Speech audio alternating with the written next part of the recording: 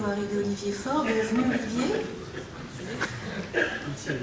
En 2016, hélas, le monde ne s'est pas amélioré. Les mauvaises nouvelles affluent tous les jours et pourtant, nous ne devons pas baisser les bras, au contraire. Nous devons nous adapter, résister, et le maintien de nos modes de vie est devenu la meilleure façon de nous opposer à ceux qui veulent nous terroriser ou qui prônent le repli sur soi. De ce point de vue, 2017 déterminera pour plusieurs années nos choix de société, et cette année est donc cruciale. Face aux troubles et aux interrogations qui nous assaillent, je me réjouis tous les jours de pouvoir faire partie des forces du bien, de celles qui œuvrent pour la cohésion, pour la solidarité et pour le respect des uns envers les autres. Et la tâche est à la fois rude et passionnante.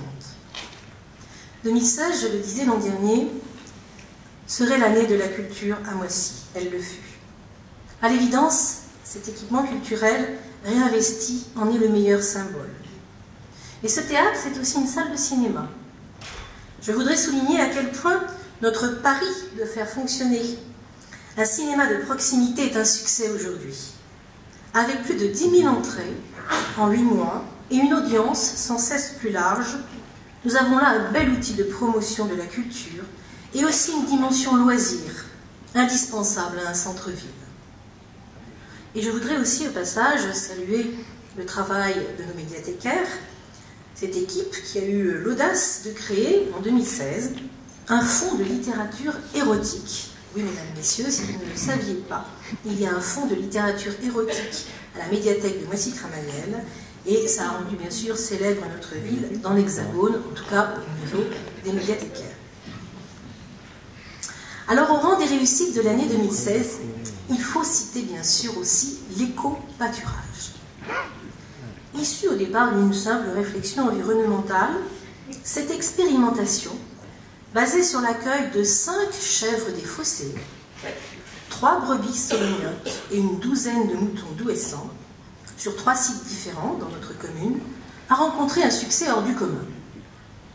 En effet, mesdames et messieurs, nos 3 pâtures ont immédiatement suscité l'engouement des habitants.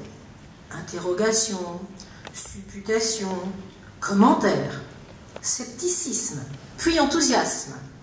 Bref, on ne peut plus se passer de l'éco-pâturage à Moissy et on vous promet de le développer. À ce propos, une petite anecdote, et je profite de l'occasion pour rétablir la vérité. Monsieur le curé de Moissy-Cramayel n'est pas dans la salle, je vous prie de l'excuser, il est absent pour le moment. Je parle de monsieur le curé de Moissy-Cramayel parce que notre curé à Moissy, il a un âne, figurez-vous. Et cet été, voyant donc le succès de notre éco-pâturage, il est venu me voir. On se voit de temps en temps, c'est pas toujours très facile une relation, mais bon, ça va. Et entre 2 ou 3 choses, pas toujours facile, voilà, il me dit, voilà, pourriez-vous me rendre un service, accueillir mon âne dans une de vos pâtures? Je dis, oui, pourquoi pas. Donc, je tiens à dire ce soir que c'est monsieur le curé qui a demandé donc à la ville de bien vouloir accueillir son âne dans une de nos pâtures. Et en aucun cas, accréditer la version qui circule sur les réseaux sociaux, que l'âne aurait été appelé en renfort de nos moutons qui n'arriveraient pas à paître leur pâture. Voilà, c'est dit. Alors, cinéma de proximité, éco-pâturage, soutien au commerce, on vient de le voir.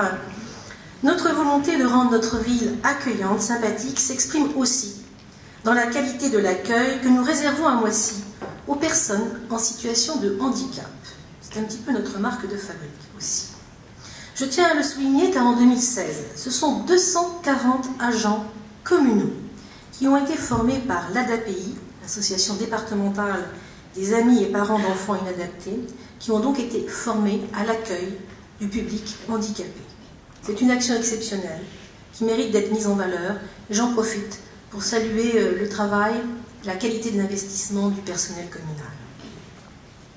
Mais 2016, ce fut aussi l'année qui nous a permis d'engager nos réflexions et la concertation sur la rénovation du centre-ville.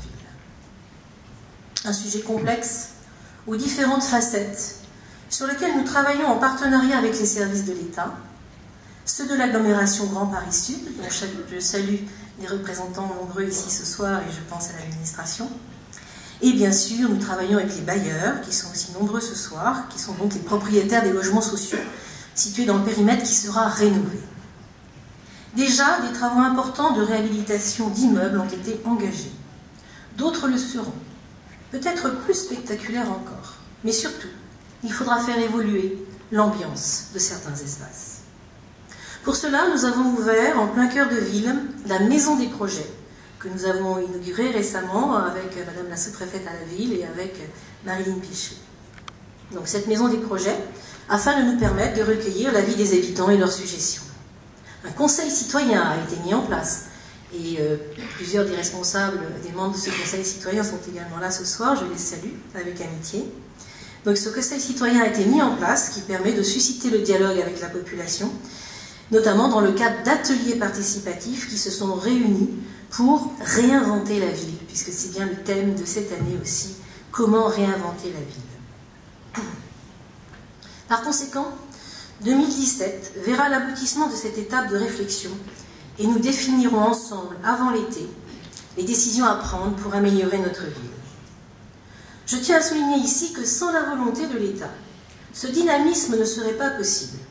Et je tiens à remercier tout particulièrement Madame la sous-préfète à la ville, qui nous accompagne avec vigilance et bienveillance sur ce dossier. Mais l'agglomération de Grand Paris Sud accompagnera aussi fortement ces améliorations. Et je tiens également à remercier ma collègue Marilyn Pichery, vice-présidente de Grand Paris Sud en charge de la politique de la ville et du renouvellement urbain. Mais l'année 2017, ce sera aussi l'année qui permettra à une résidence pour personnes âgées de 90 logements de prendre place dans notre centre-ville avec une ouverture prévue en 2019. Et puis d'autres projets pointent à l'horizon, une crèche bien sûr, de 60 berceaux qui sera construite dans l'écoquartier de Chanteloup, à côté d'un nouveau groupe scolaire de 18 classes dont le projet vient d'être retenu. J'évoquerai aussi rapidement, c'est important pour la population, l'installation de la fibre optique par l'opérateur Orange, qui est en train donc de se réaliser et qui sera finalisé cette année. Avec un développement modéré, plus 3,5% de la population supplémentaire en 5 ans, donc on voit que c'est modéré, Moissy gardera son âme, et j'en profite pour saluer les nouveaux habitants qui sont arrivés cet été dans le nouveau quartier de Chanteloup. Ils ont emménagé dans les 98 premiers logements réalisés sur ce site, et 75 autres logements vont être mis en chantier cette année. Donc vous le voyez, les dossiers ne manquent pas, je pourrais en évoquer beaucoup d'autres, mais je crois qu'il ne faut pas être trop long. Je rappellerai juste que dans un contexte financier contraint pour notre commune, comme pour toutes les communes de France, notre volonté est de ne pas alourdir les charges de nos habitants, tout en leur faisant bénéficier d'un bon niveau de service. C'est pourquoi la part communale des impôts locaux n'augmente pas, d'une part, et que le montant des subventions à nos associations, et c'est important je crois, est maintenu d'autre part. Espérons que cet équilibre, toujours délicat, ne sera pas rendu encore plus difficile dans les années qui viennent par des décisions négatives de nos partenaires financiers. Enfin, je terminerai ce discours par une information qui fera écho à l'année électorale exceptionnelle que sera aussi 2017. Ce sont 700 électeurs supplémentaires, mesdames, messieurs, qui se sont fait connaître à Moissy-Cramagel pour, je l'espère, participer aux scrutins nationaux qui seront organisés cette année. Faites comme eux, mobilisez-vous, allez voter, faites voter, nous serons ravis de vous accueillir. Très bonne soirée, merci de votre attention, et je vous propose de nous retrouver maintenant dans le hall de la Rotonde. Merci beaucoup.